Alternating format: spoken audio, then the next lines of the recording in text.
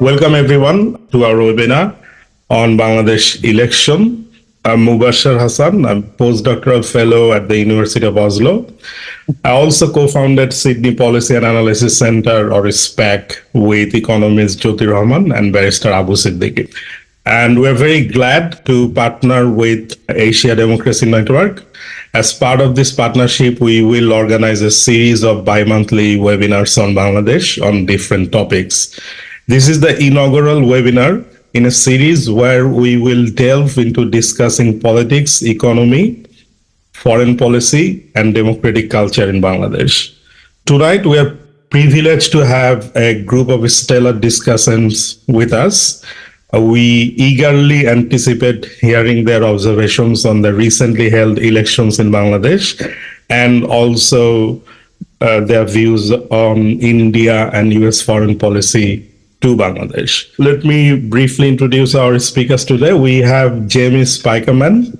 She is a program director for Afghanistan, Bangladesh, Pakistan, and Tibet at the National Democratic Institute in Washington, D.C. We have distinguished Professor Ali Riaz. He is a distinguished professor at the Political Science Department at Illinois State University. He is also a non-resident senior fellow of the Atlantic Council and the president of the American Institute of Bangladeshi Studies, AIBS. We have Jeffrey Macdonald. He is a senior advisor at the Asia Pacific Division at International Republican Institute in Washington, D.C. He is also a visiting expert at the United States Institute of Peace, Washington, D.C. We have Shruti Pattanaik, who is a research fellow at the Manohar Parrikar Institute for Defense Studies and Analyses, MP-IDSA in New Delhi, India. And we have Ichal Supriadi, who is the Secretary General at the Asia Democracy Network. I would welcome Ichal to give the opening remarks and explain a bit about the background of the webinar series and so forth. Thank you, Mubashar, for the openings. It is my pleasure to greeting everyone's and then welcomes everyone's here with sincere thanks for joining the sessions and expressing interest to the Bangladesh democracy situations. My name is Ichal Supriadi, Secretary General of the Asia Democracy Network, based in Jakarta, Indonesia right now. I think we've been watching sometimes of the Bangladesh democracy issues. I personally watching and engage closely with Bangladesh democracy and human rights since 2008. And then to now, to the presence of Bangladesh, seems like it's not much changing, even worsening. The context of Bangladesh is mostly almost ignored from the regional discussions. The problems still remain the same and very small noise at the international communities. As Mubashar mentioned earlier, I think this is inaugural events to open the series of dialogues to discuss pertinent issues related to the Bangladesh democracy with one small objective: to elevate awareness on Bangladesh democracy challenges and then to consolidate international attentions and pressure to gain support in seek remedy and improvements to the democracy and human rights in the countries.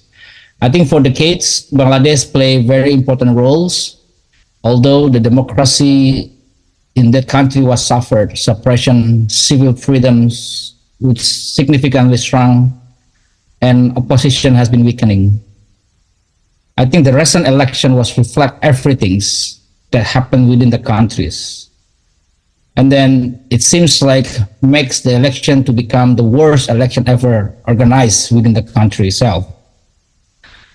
I think it's timely and very relevant for the Asian Democracy Networks as a regional organization that concerns for developing and promotes defending democracy within the country to start elevating our interventions.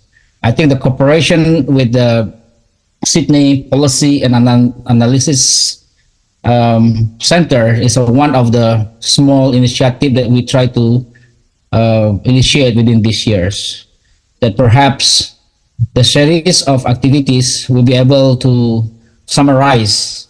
I mean, it's like every single discussion will be summarized within the policy paper or within the technical papers, which is worked by a SPAC, and then that will be distributing as a narrative in order to navigating other peoples or other civil society group who are concerning about the country to move forward with the advocacy or any simple activities that they plan to do in the coming futures. I think I have to thanks a set of the speakers that already been mentioned by Mubashar. I need to stop from here. Again, thank you for SPAC and thank you for the set of the speakers and thank you for all wonderful audience who are coming today. So we have structured the webinar into 4 segments. Firstly, we'll explore the context surrounding general elections. Secondly, we will delve into analyzing the quality of elections. Thirdly, we'll examine the post-election scenario in Bangladesh. And lastly, we'll shift our focus to discussing US-India foreign policy regarding Bangladesh. So with that note, let me move into the first part of the webinar, and I will start with Professor Riaz. Professor Riaz, could you explain to the audience about the context of Bangladesh's latest general elections? In your view, how was the general environment in which elections were organized? Was it conducive to free and fair elections? Thank you, Mubashar, and thank you to SPAC for arranging this and giving me an opportunity to speak. Let me start with the third question that you have put forward. Whether it was free and fair, whether there was conducive to have a free and fair election. To understand or respond to that question, let us put it into context. First of all, the governance, the system of governance that Bangladesh entered into since 2014, I would say, definitely since 2018. What is the system of governance? It is primarily a hybrid regime in the sense that it is electoral authoritarianism. From 2014, you could say it was competitive electoral authoritarianism. But after 2018 election, there is no reason for considering it as competitive electoral authoritarian regime. Rather, it was a hegemonic electoral authoritarianism. What happens in hegemonic electoral authoritarianism? The incumbent never wants a competitive election. Then why do they organize election? There are 3 reasons that they organize election. First of all, to provide a veil of legitimacy, and which, in case of Bangladesh, the incumbent didn't have it since 2014. The moral legitimacy I'm talking about. What are the other reasons? To divide the opposition. And, of course, to co-opt some of them. So those are the intention. With those kind of system, within those system, do you expect a fair election? Likelihood of fair election is slim to none. So overarchingly, the system of governance Bangladesh has entered into from 2014 was not conducive to a free and fair election. Not even a formidable opposition had been allowed. And now look at the ground reality, what happened since 2020. I'm not going to 2018 election, or those some of you are already familiar. But what happened in 2023, 22 summer, as a matter of fact, I would say. Due to fuel crisis and price hike and others, there was spontaneous demonstration. And BNP, a major opposition political party, and there are other political oppositions which came forward to somewhat participate, but also to push forward their demands for restoration of caretaker government.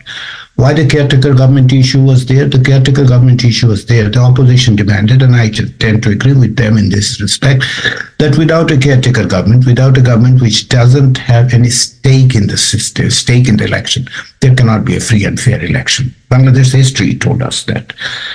And then from thereafter, what we have seen, 2 things. One is the provocation from the incumbent. Despite the fact that the opposition was trying to have a peaceful demonstration all around the country, rallies, 10 of them in divisional term. There are at least 3 instances where we have seen that the government leaders actually provoked. First of all, Secretary General of the ruling party kept on insisting that they're not The opposition would not be allowed to have these rallies. But also what happened, they were, staging rallies at the same time, same day. Then we have this police in July that we have seen. In December of 2022, we have seen this kind of situation. So all these things led to this situation where the governments tend to be very clearly, sending a signal that instead of a free and fair election, and even an inclusive election, let alone the free and fair part, there wasn't any intention of this government to have a free and fair election. And they were actually staging the situation in such a manner that the major opposition, BNP, and other opposition parties cannot join. Look at the number of cases that have been filed since, I'm not talking about before 2022 summer. Since 2022 summer, what did we see? We saw a number of what Bangladeshi press has rightly described as the ghost cases. Things didn't happen yet. The opposition activists have been charged with various kinds of things. And then leading to the election, what we have seen, the police, and it is reported in the press, the police actually gathered together. The police officers decided that they are going to revive it. And if you look at that memo that came out, which was reported in Voice of America, which is reported in Guardian and other presses, they've decided to revive the cases of 2014, 2000, before those. And they said the Attorney General is going to talk to the court, the judges, for what? So all these things indicated that there was no reason to be optimistic to have a free and fair election. Why? Because the regime was not intended. This is basically, let me remind you a book of 1978, Guy Hermit and others published. The title was the one that should be remembered. Elections Without Choice. That is what exactly the government intended to do. So with ghost cases, with the number of instances where we have seen the extrajudicial killing, despite the fact it went down since 2021's December. All these things, extrajudicial killing, enforced disappearance. Then you have this overarching situation with this Digital Security Act, which by government admission, 7,000 cases, and to our understanding, at least each case has more than 3 individuals accused. So 21,000 people are accused of this kind of. So you cannot speak, even on social media. You cannot have a rally unless it is, it's pro-government. And over the years, that has been the situation. With those kind of situations, this is the environment within which the election took place. Should we call it an election, Mubashar? Let us ask that question as well. If there is no competition, and look, Bangladesh's constitutional problem is here. Bangladesh Election Commission is appointed by Prime Minister.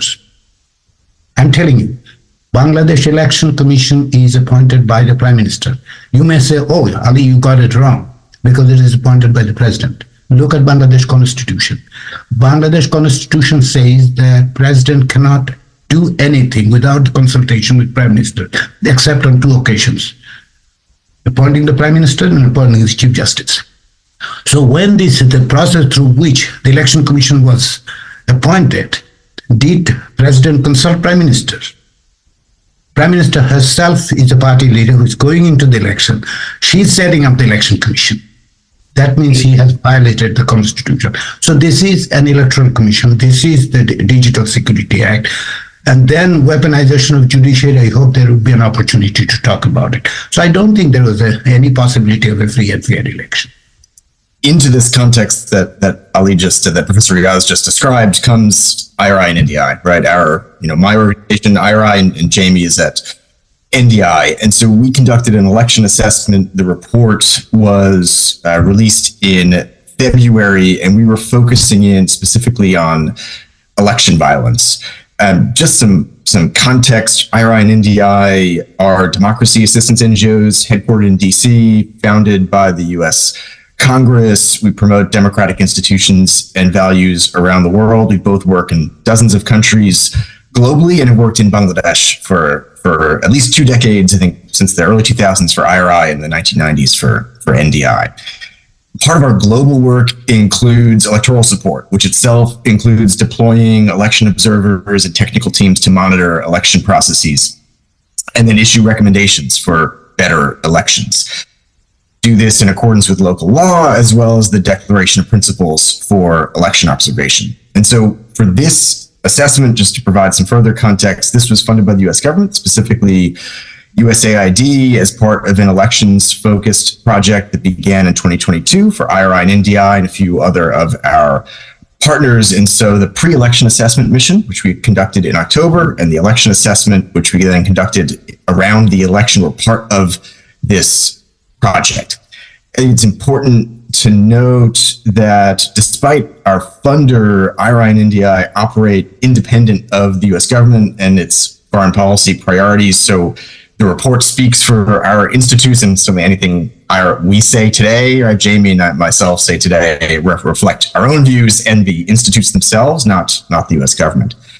For the election assessment, specific to one of your questions, Mubashar, we sent 4 long-term analysts who were on the ground for about 6 weeks from mid-December to February 1st. These were the 4 analysts are election specialists from a range of countries, actually none of whom were American. The coordinator was an American, but the specialists themselves are from Uganda, Serbia, Georgia, and Bulgaria. And then this team was joined by a team of country and election specialists from DC, included myself and a few others from IRI and NDI around the election. So that's the kind of context around the assessment report itself. I'll ask Jamie. I understand the scope of the assessment was limited.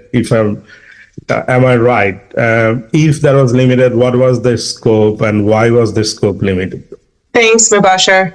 So yeah, the scope of the technical assessment mission was limited. It emerged out of the joint IRI and NDI PEAM, or pre-election assessment mission, that Geoffrey mentioned, which was conducted back in October of last year. PEAM highlighted a number of concerns about really the intransigence between the main political parties, the BNP and the Awami League, over election administration, concerns over zero-sum political environment, increasingly inflammatory rhetoric, election-related violence, and at the time, impending boycott by the BNP. Full reports for the PEAM and also the technical assessment mission are available online. But at the time in October, IRI and NDI recommended a number of things. Most important are moderation of rhetoric and engaging in meaningful dialogue, protection of freedom of expression, and particularly ensuring an open civic space, and then committing to nonviolence and holding perpetrators of political violence accountable. There are a few other recommendations in the report as well that I won't go through here, but we did not see a significant change or response after the release of our report, and particularly as it pertains to moderation of rhetoric and, engaging in dialogue. As a result, the TAM's scope of work is really rooted in the PEAM's concerns that election-related violence would impact the integrity of the election process and have lasting impacts before, during, and after the election. We limited the mission of the analysis and the scope in general in line with the Declaration of Principles and organizational standards as well too. The DOP basically says that specialized observation missions may also be employed as long as such missions make clear public statements that their activities and conclusions are limited in scope, and that they draw no conclusions about the overall election process based on such limited activities. So within that context, we decided to put together and to conduct the technical assessment mission really in the following areas: state institutions focusing primarily on key state actors and their role in election security. So the Election Commission, Ministry of Home Affairs, police, and then other security units. Physical violence, focused primarily on violence committed by non-state actors, so political parties, supporters, and citizens. Violence committed against women and other marginalized groups, and in that, we looked at LGBTQI+ communities, persons with disabilities, youth, religious and ethnic minorities, as well as women. And then finally, we looked at the information environment, which was focused primarily on whether journalists and the media were targeted by non-state actors through threats, intimidation, or other forms of violence online. I'll move to Shruti now. And, when we talk about Bangladesh, it's the role of foreign policy of India and America became quite public, especially before this election. So, Shruti, before the elections, you wrote an excellent in-depth article for the Diplomat magazine titled Bangladesh's Make or Break Elections. In that article, you eloquently touched upon the increasing interest of India and US on Bangladesh elections. So could you briefly explain to our viewers why this election held such significance for India? Thank you. Thank you, Mubashar. And let me, in the beginning, also say that most of the election in the neighborhood of India is extremely significant for India itself, given the kind of security, especially challenges which India thinks it has in the neighborhood, given the kind of porous border, partition, there are many issues that also remains. Of course, India has always prioritized stability. I have always argued that democracy is significant, but definitely stability will, whatever form it may come. And that also explains why India continued to have excellent relationship with Bhutan, which is the new entrant to democracy in 2008. So stability always takes a priority. And India's interests were mostly guided by what it experienced between 2001 to 2006, especially the militancy and the frequent denial of BNP at that point of time that it is not giving shelter to any of the Indian citizen groups. Not being empathetic, I would say, if there is a kind of concern raised by a neighboring country that this is happening. There is always an expectation that we'll investigate, but outright denial. So it was a security nightmare between 2001 to 2006. But having said that, in fact, as Ali was also explaining, the internal dynamics within Bangladesh and the manner in which election happened, and probably the only country which came out very openly to speak in favor of Sheikh Hasina was China, not India. India was very, very quiet throughout. Probably a lesson learned in 2013 after the Sujata Singh mission, where India persuaded the political parties to have a participatory election. Not that it will provide legitimacy, but also in a sense, it also provides a kind of, India, if you want to interact with any political party in Bangladesh, it has always been through the parliament. There are parliamentary delegations who have visited, and I met some of the BNP people after the 2018 election when they visited India as a part of the delegation of the MPs, because that actually gives you a forum. And given the kind of divisive politics in Bangladesh, the moment you go to the BNP, even as a researcher, some of the time, people don't like it that you are in touch. You have to explain them that I'm a researcher, I have to keep in touch with both the groups. So therefore, for India, number one is stability. Number two is that India always wanted a participatory election. I'm sure that this must have been conveyed by the BNP, but it was BNP's decision taking from the experience it had in 2018 already. Ali has explained that. So therefore, stability is the foremost, I would say. And Hasina government till now has not done anything that actually will tell India, if you are a friendly government in a neighboring country and it doesn't have any problem with with your country, so then obviously there is it doesn't serve the national interest to destabilize that particular government. And in any case, the domestic mechanisms to conduct the election was all in place.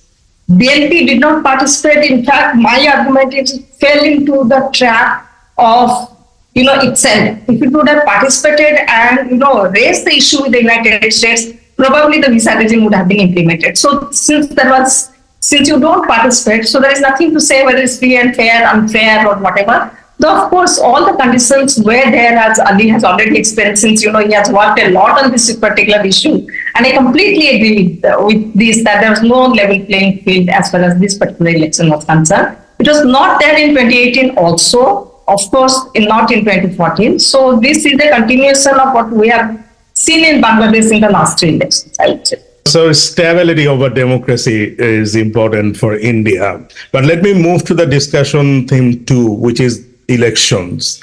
So there is NDI-RI team was present in Dhaka, we already know, on the election day, and a joint report on the assessment of election was published recently. You could see the report in the chat box, and the report focused on 4 themes of violence. And one of those themes was state institutions. Violence by state institutions. So, Jeffrey, can you discuss the methodology of the report, and also what was the report's finding on the role of state institutions in election violence?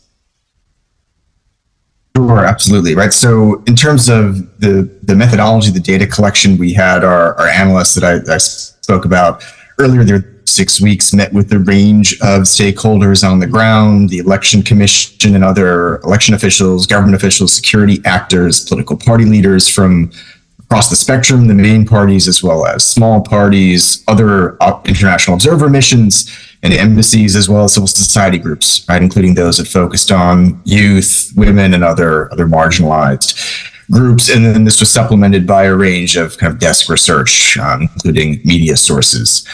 I'll pull back with the overall assessment and then narrow in on the state institutions. I think overall in the violent situation, when we think quite narrowly in the kind of electoral period, right? So the campaign period, election day, and the immediate aftermath, we saw, at least according to stakeholders and available data, less physical and online violence compared to previous election cycles. We looked at 2018 or 2014, primarily due, in our view, to 2 things. One, the absence of nationwide partisan competition, which in Bangladesh, partisan competition often comes along with violence, and then the state's increased emphasis on election security. We did see where there was competition, primarily between Awami League and Awami League independent candidates. We did see violence, right, in those areas, which does show there is this kind of correlation between competition and violence. However, I think we need to note, despite relatively lower violence, the quality of the election was undermined by state ruling party and opposition violence, as well as this pre-election environment that Professor Riaz, I think, and Jamie described around zero-sum politics, violence among political actors, and this worsening conditions of freedom of expression and the civic space. Specific to state institutions, on the positive side of the ledger, I mean, I think the Election Commission did have an increased focus on security. They increased their budget for security, deployed more personnel around the country for a longer period of time, and they took other steps to try to ensure a degree of security. That said, there were no doubt problems, right? And the stakeholders that we spoke with reported certainly perceived partisanship on the part of the Election Commission and its implementation of election laws, perceived partisanship among policing, right, and enforcement of those laws on the ground. I think a key incident, of course, was particularly the state action was the arrest campaign, right, that Professor Riaz spoke about after October 28th, in response to the October 28th violence itself, as well as the continuing violence during the strikes and blockades that we saw. There was evidence, of course, in the name of blocking elections on and after October 28th.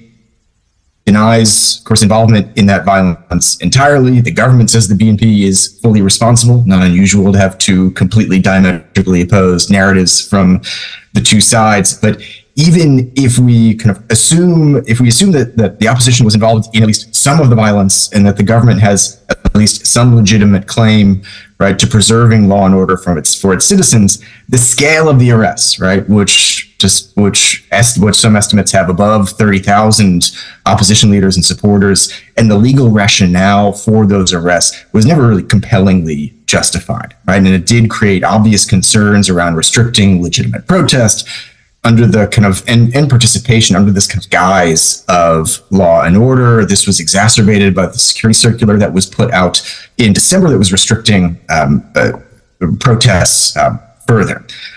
There's more in the report in detail, but I think those are some of the key points specifically on the state actors. Thank you, Jeffrey. Let me shift my question to Jami. The second theme of the report was violence against marginalized groups. What did the report find here? I think as Jeffrey noted, despite incidents of violence being lower, particularly on election day than in previous elections, it was primarily due to the absence of nationwide competition, which does come with violence often in Bangladesh. As we highlighted in joint public statement for the TAM report, this is really meant to be a roadmap for more peaceful elections in Bangladesh's future, and it highlights the responsibility really of all political parties, the government and civil society to reform the rules, practices, and also the norms, quite frankly, of electoral politics towards nonviolence. The TAM generally found that Bangladesh's legal framework fails to fully address gender-based violence, especially in the context of elections. This reflects kind of the limited awareness of the problem among key political and government stakeholders and constrains their overall ability to respond when that violence happens. In this election cycle, female candidates told the TAM that they were subject to insults and threats in public and online, particularly from male opponents and their followers. Generally, with violence against women, stakeholders alleged that the state did not pay sufficient attention to complaints and that those complaints were not taken seriously enough. In the TAM report, NDI and IRI recommended that security actors and the judiciary really should conduct more timely and thorough investigations of all cases of violence against women and, of course, against other marginalized groups, and then promptly address them. In the case of religious minorities, specifically Hindus, they faced significant pressure to vote or to abstain from different sides, while candidates faced religiously charged appeals to vote in one particular way. Post-election, some Hindus also faced retaliation for that decision, whether it was to vote or not to vote.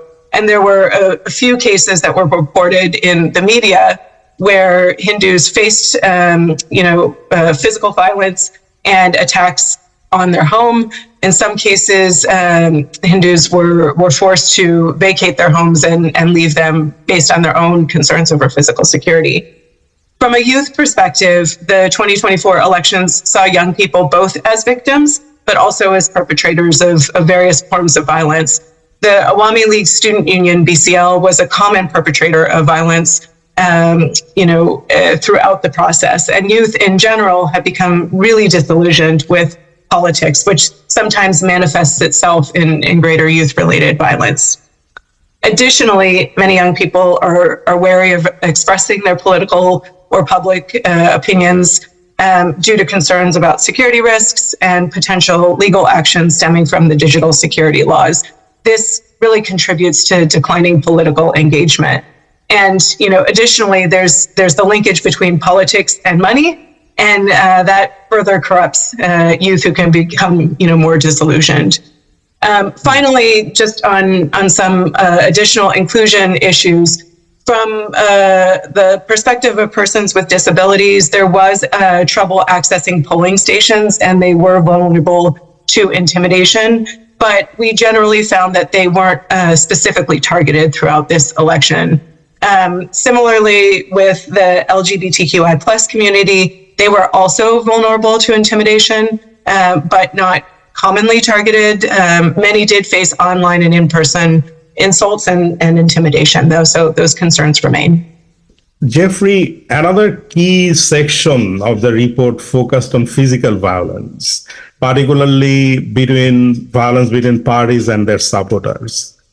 What did you find on this subject? Yeah, and on this type of violence, this was mostly violence between Awami League and Awami League affiliated independents or perpetrated by Awami League supporters, right, against citizens. for the kind of the basic reason that the Awami League, they're primarily implicated because they're the ones participating, right? The opposition had kind of seeded the playing field. And so most of the people out there on the political side were Awami League or affiliated with the Awami League. So kind of like definition, they're going to be responsible for most of the violence.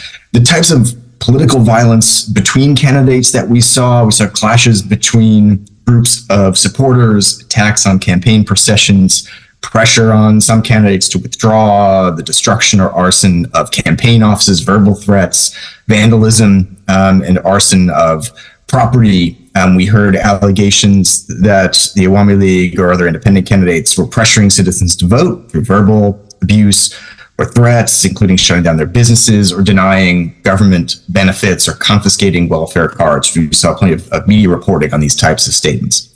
We also heard incidents of violence perpetrated by the BNP or opposition, right? That they were themselves trying to intimidate voters not to vote.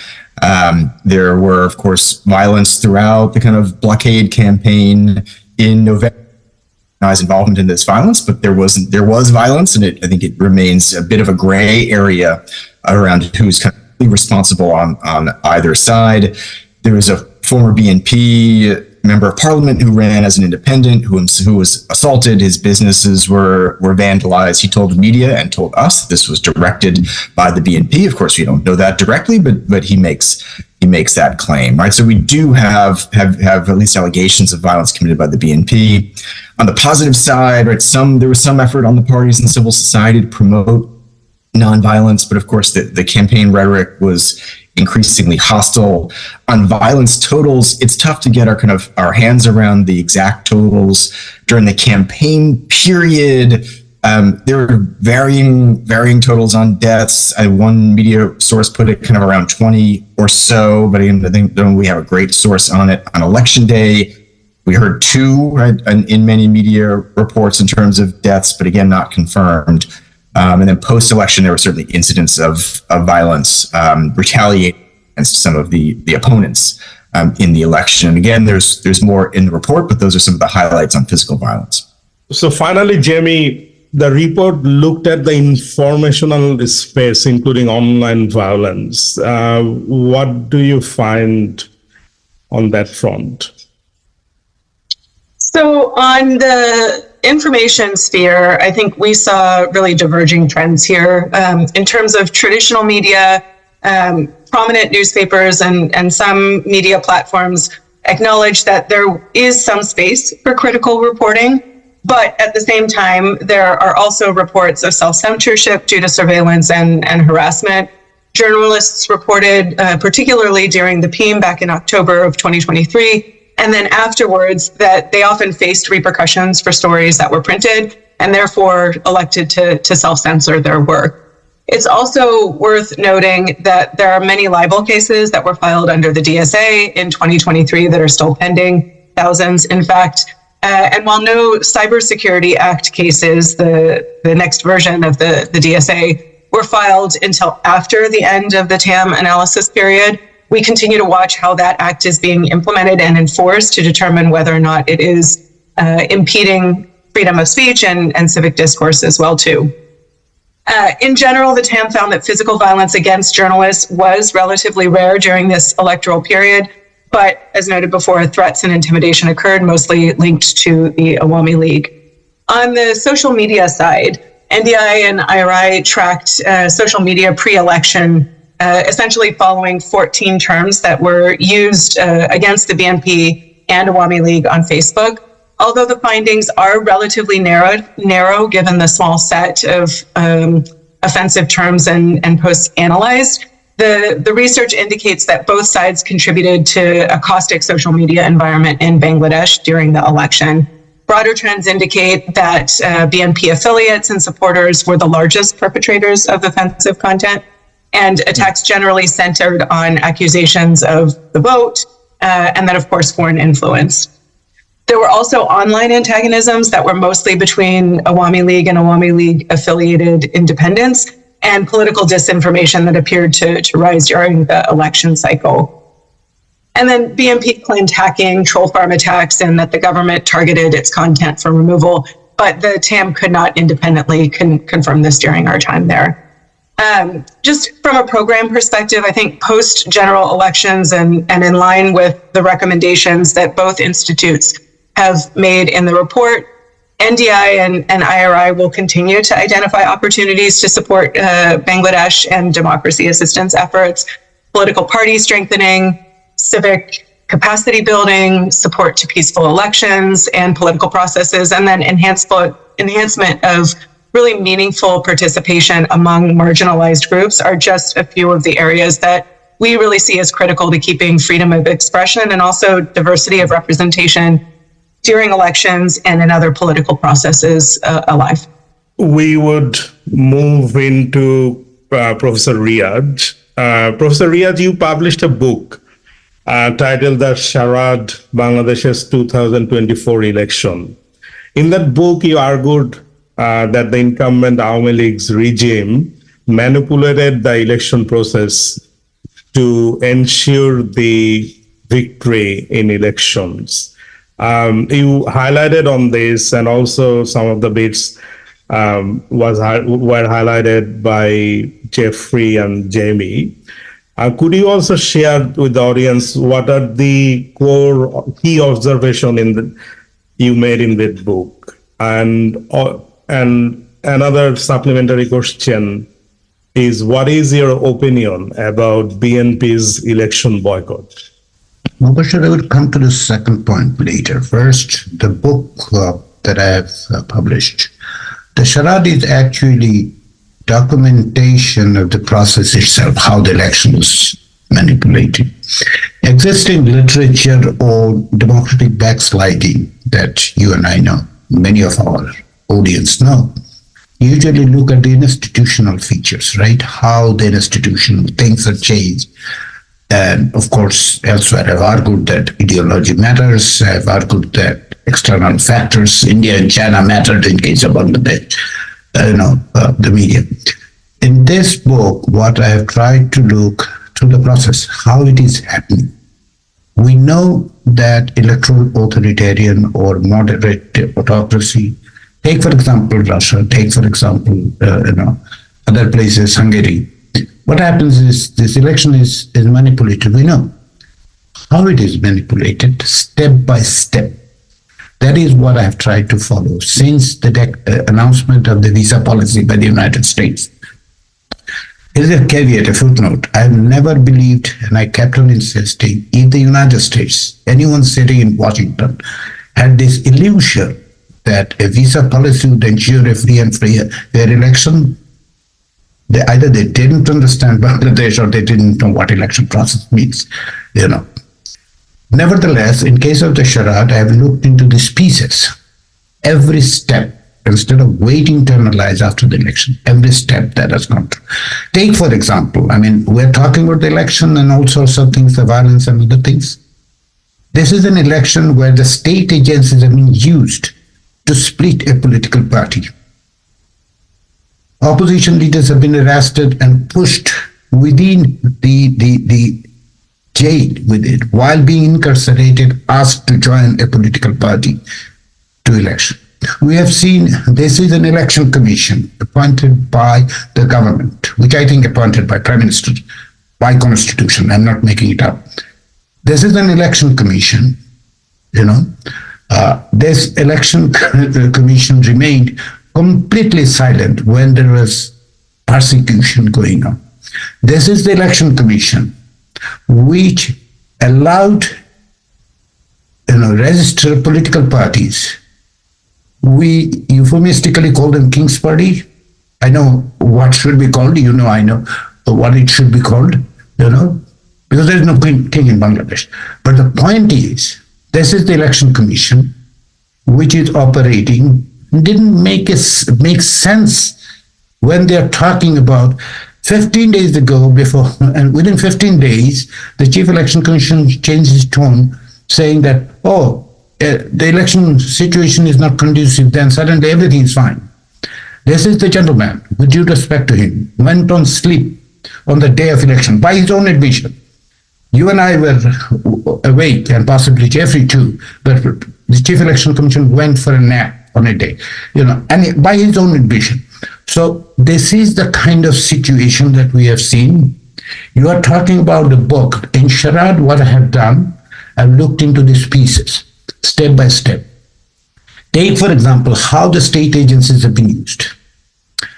Look how the judiciary have been weaponized. Within 2 months since 28th of October, 1,500 BNP leaders and activists were, convicted. The judiciary went on an overdrive. And I'm quoting Daily Star's report that they held these hearings, and in many cases, it is nothing but those who filed the cases. There's no independent, others who've been brought in to justify this. So this is the process, and this is what I have tried to account for. Look, this is happening. This is happening. This is happening. State agencies are being used. Party has been, trying to be decimated. So when you are asking me, what is my opinion about BNP's? First of all, BNP is not the only party which boycotted. We're making a serious mistake here. As if BNP is the only party which boycotted. No, BNP is not the only party. Why you are not considering that CPB boycotted? Why you are not considering that Islami Andolan boycotted? Why you are not considering that, part of JSD? So let us call it what it is. It is opposition boycotted. Let us not put everything on the plate of BNP, and say as if it is BNP's fault because it didn't. There's no environment for opposition to participate. And as I said at the very beginning, in an hegemonic, electoral authoritarianism, they do not want a participatory election. If you want to understand that one, just look at Cambodia. You don't have to go further. Look at Cambodia, what happened. So that is exactly the point. So blaming opposition for this, to exonerate the incumbent and basically, to borrow Pardon and Transformation Index, moderate autocrats, that is not exactly right supporting the democracy, is it? With that question, we'll move on to the final part of this webinar. In this part, we'll discuss about post-elections Bangladesh and US-India foreign policy to Bangladesh. I'll start with Jeffrey.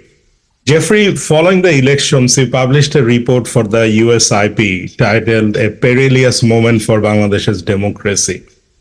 You argued in that report that greater political competition is needed to avoid governance pitfalls of single-party politics.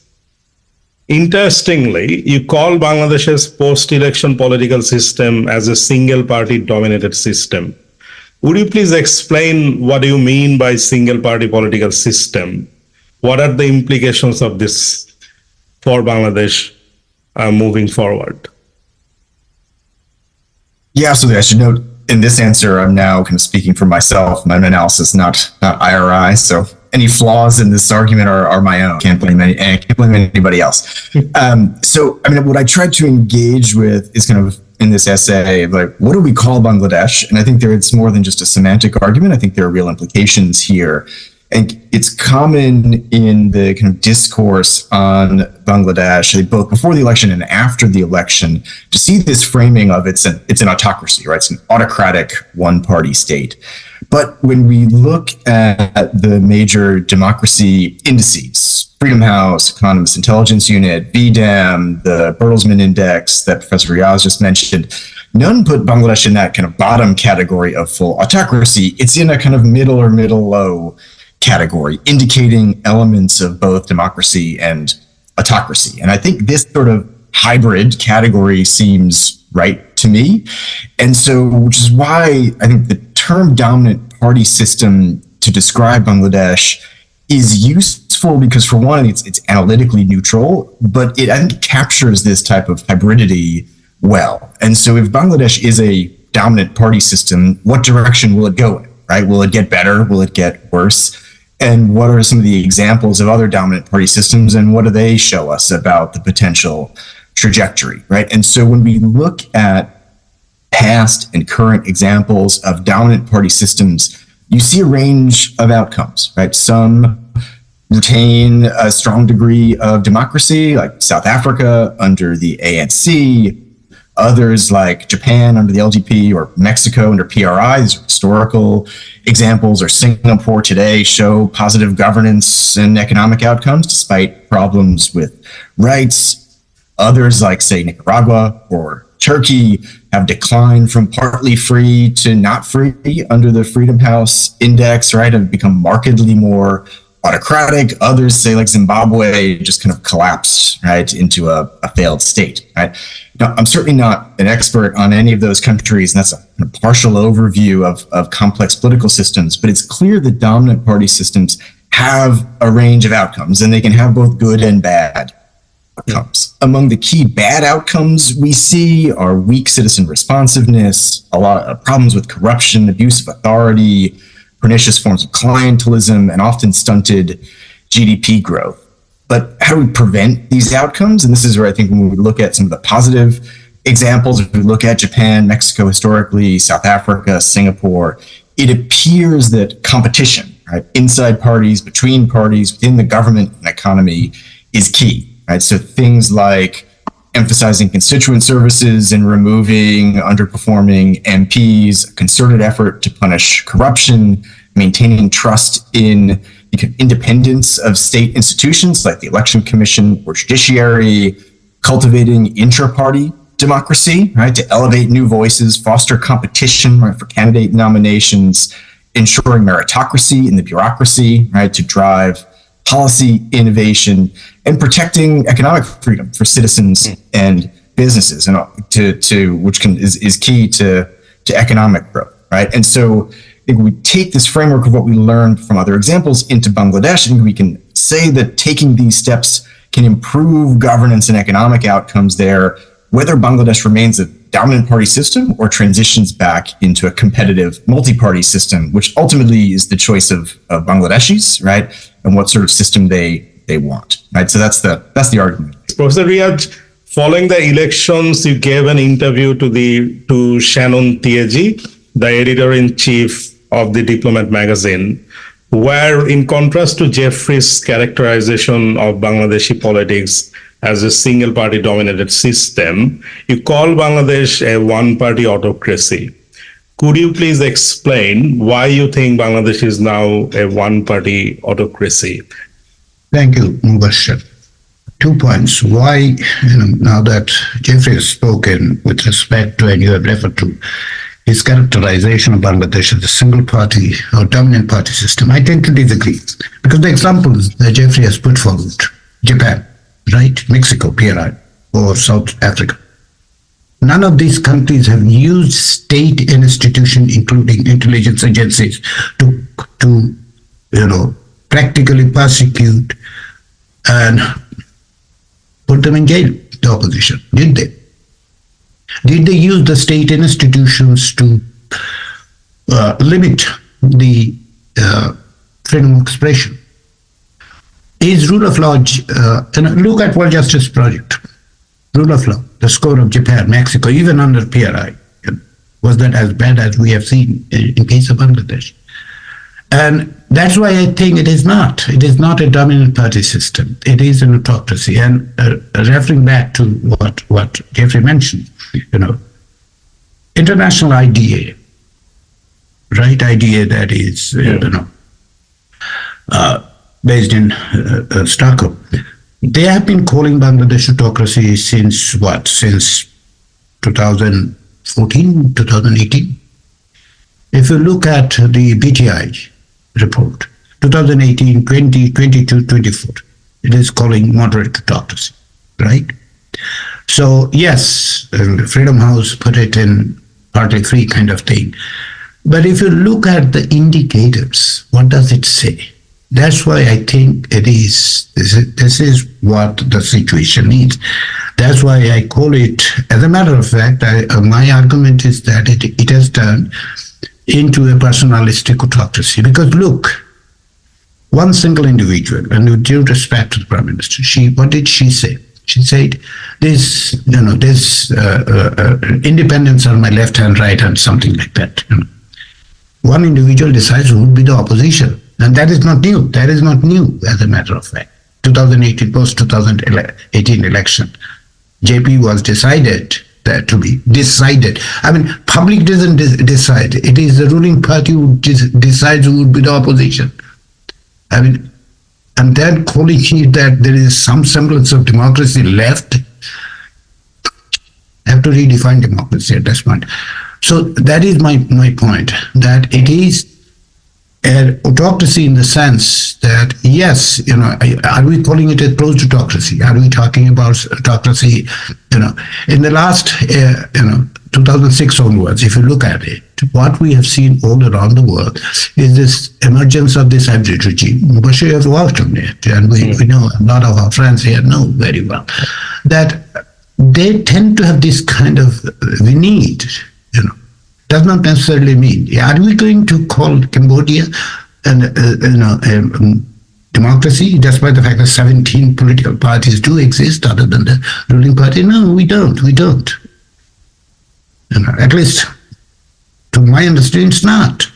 That's why it's not a one-party dominant system. It's not a dominant party system. It's an autocracy. Let's call a spade, good or bad. Does autocracy move from autocracy to democracy? Hybrid regimes move on various directions. In case of Bangladesh, it has moved towards autocracy rather than moving towards democracy. There are instances where it has happened that it has moved towards democracy. In case of Bangladesh, it didn't, unfortunately. In that same interview, you said that if the opposition can realize that the country is now entering the era of one-party rule, and it is incumbent on them to come together to face it, the current trajectory is not destiny. What do you mean by this? Is this the destiny of a country? It is not the destiny. Nothing is irreversible in politics. Nothing is irreversible. Had that been the case, then we would have accepted that South Africa would be ever an apartheid state. Did we accept it? We didn't. Did the South African people accept it? No, they didn't. So nothing is irreversible. That's what I call the destiny. It is up to the people of Bangladesh. You mentioned about the opposition, Riaz. Yes, precisely. My point is that the opposition parties need to come together to understand the nature of this state. It appears to me that many of the Bangladeshi political parties are living in the 1990s. They are expecting that this is how the state would operate as the previous authoritarian regimes, including General Ashraf's regimes, have opted. This is the new reality. The capacity of the state of surveillance is enormous. Its capacity to coerce is enormous.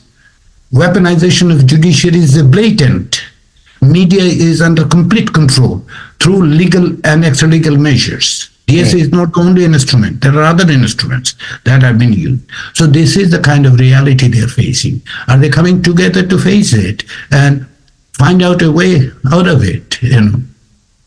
That is my point, that they will have to find it out. Nobody from,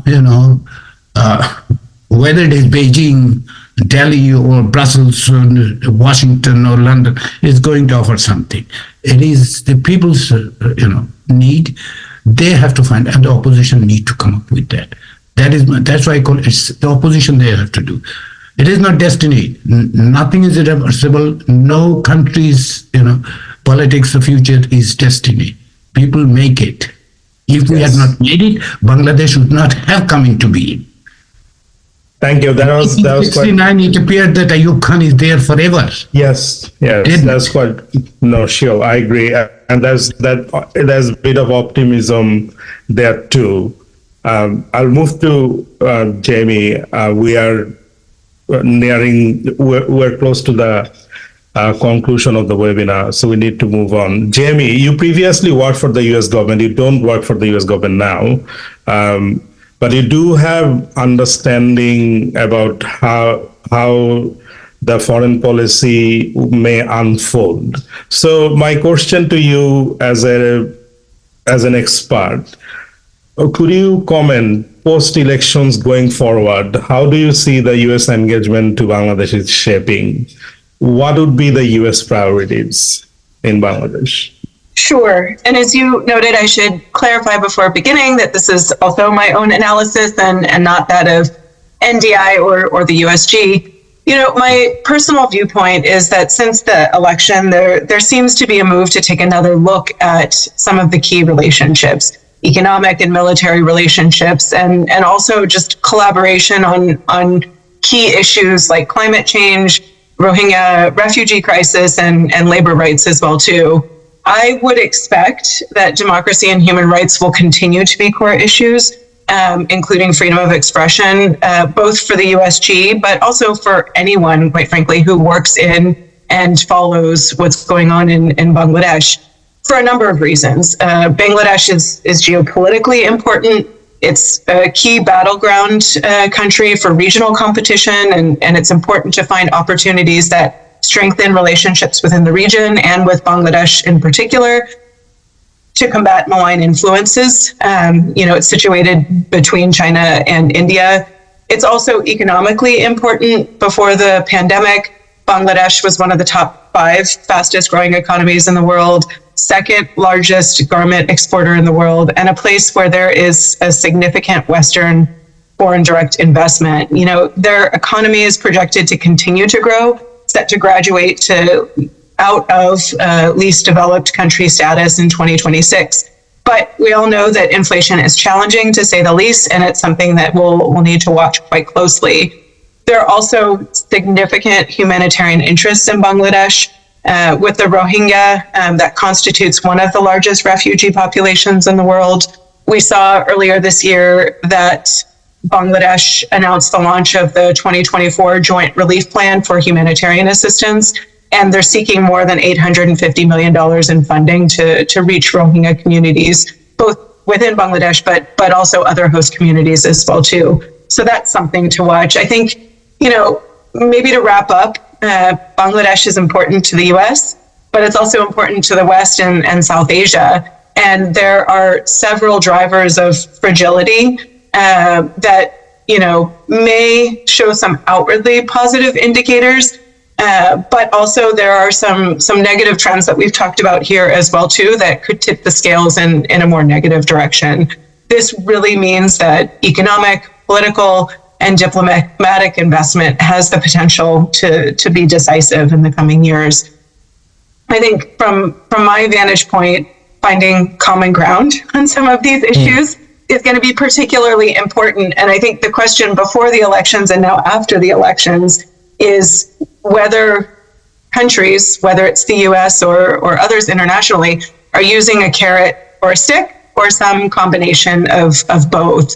And I think that this is something that will be looked at by all international stakeholders post-elections. We'll move to the last part. Shruti, I have several questions for you about your assessment on India-Bangladesh relationship. So I'll start with moving forward. How do you see India-Bangladesh relationship is shaping? What are the key priorities for India in Bangladesh now? I think it is very significant for India's own economic development, especially the development of Northeast Bangladesh remains a very significant partner as far as India is concerned. If you look at India's own developmental assistance, including grant, I think the largest goes to Bangladesh. And that is also, in a sense, intertwined with India's own need to have connectivity to its northeast. And this is a twin pillar kind of thing which India is following in terms of its relationship, not just with Bangladesh, but also with Myanmar. And that is where a lot of criticism one has seen from Bangladesh. So that becomes the most significant. Second significant, as I said, India's own security. It has a porous border. As you know, there is conflict in Myanmar. There is flow of refugees. Both Bangladesh is also facing. So in that sense, India wants at least, there is no threat to India's security given the porous border in terms of insurgency and that kind of thing. That is the second one. Third is, of course, we have seen the trade has grown over the period of time between India and Bangladesh.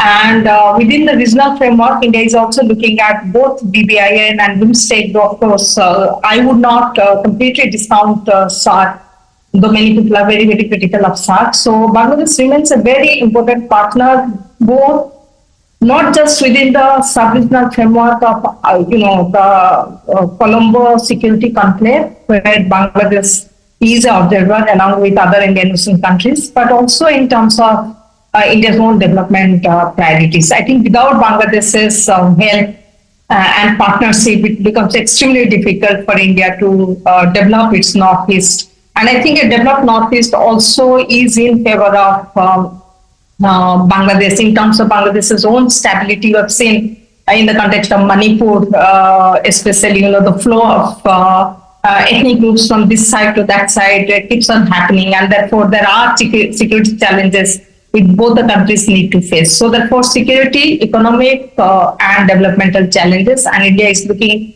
at Bangladesh from all these three prisms, I would say. Thank you. I'll move to the second question. To a big portion of Bangladeshis, any portion of Bangladesh would be big because it's a country with big population.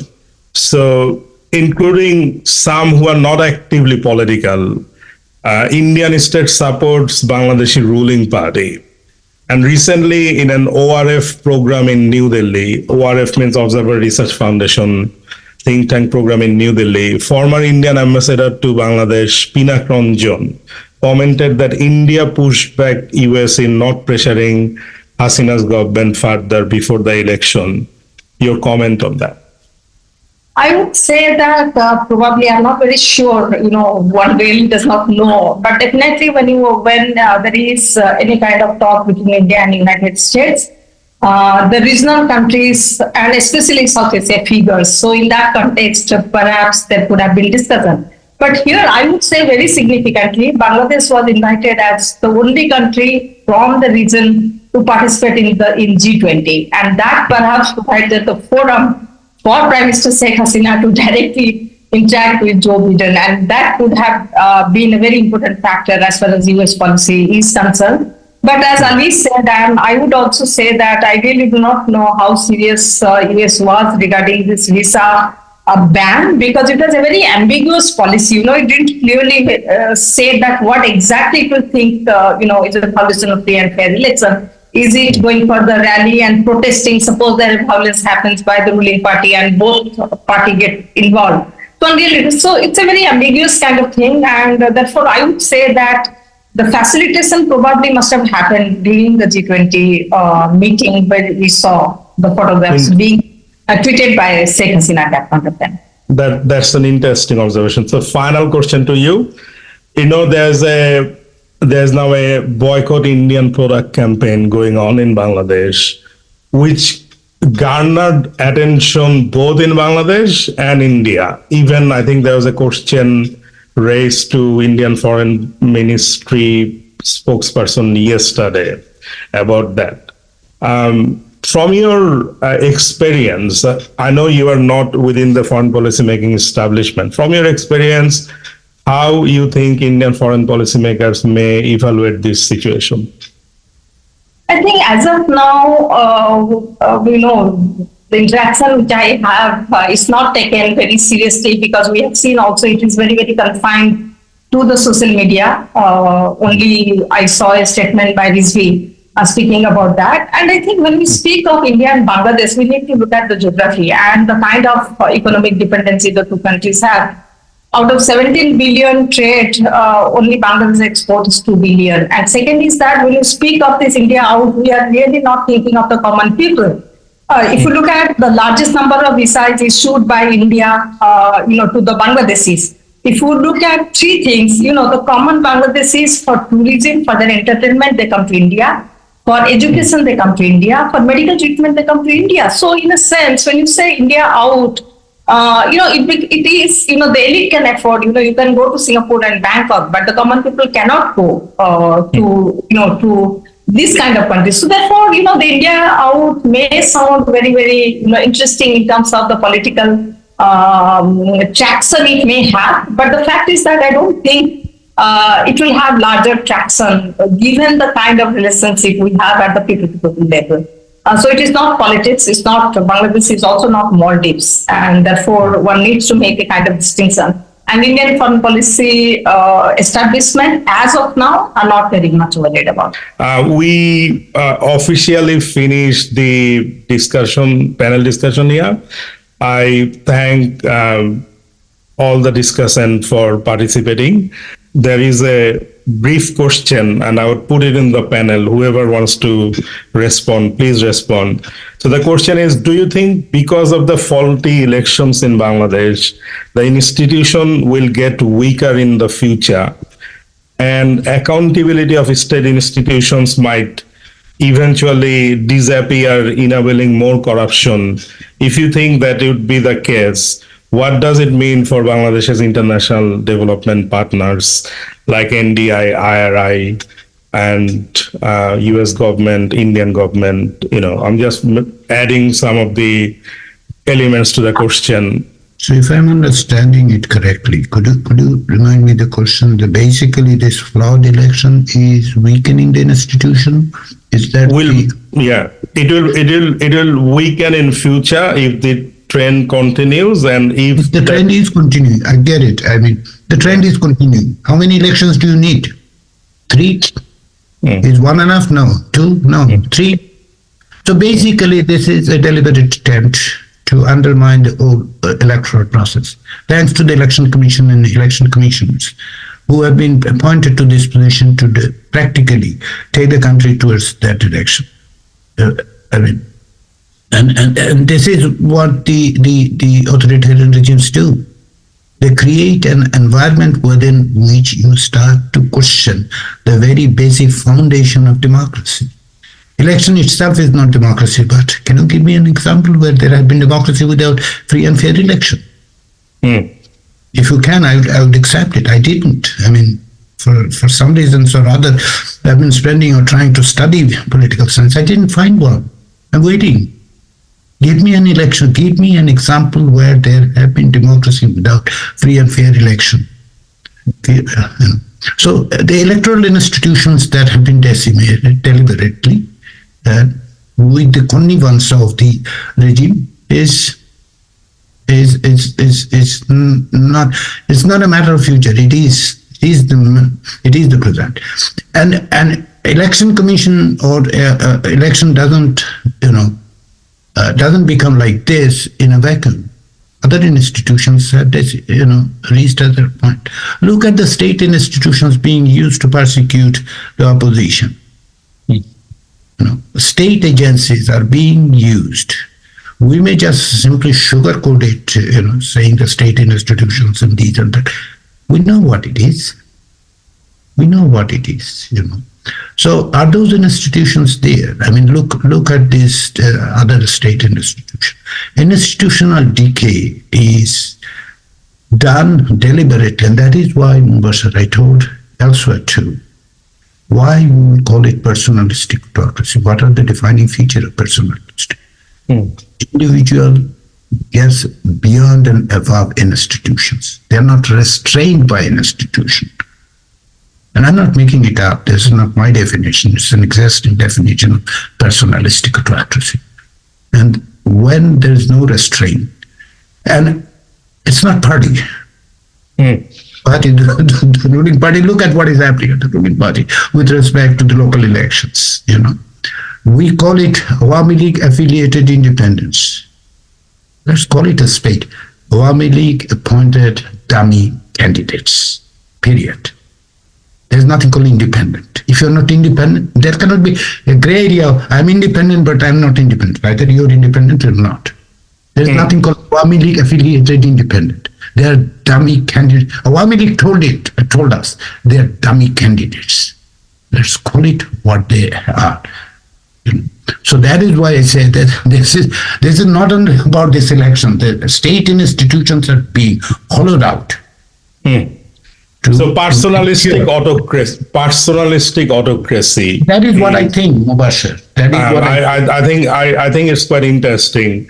I'll just open the floor if anyone wants to respond to that. What does it mean if there is no checks and balance and lessening accountability mechanism? What does it mean for the international partner? So I can just jump in a little bit on that question. I mean, I think from our perspective, IRI and NDI is trying to prevent that type of outcome, right? To prevent the institutional weakening that the question suggests and that Professor Riaz is discussing. And I think recognizing the kind of, with some humility, what outside organizations like IRI and NDI can do, but our work is designed to strengthen political parties and strengthen reform-minded liberal voices in political parties, strengthen the capacity of citizens to hold their members of parliament accountable, strengthen civil society to do the same, to hold the politicians accountable and advocate for change, right? And it's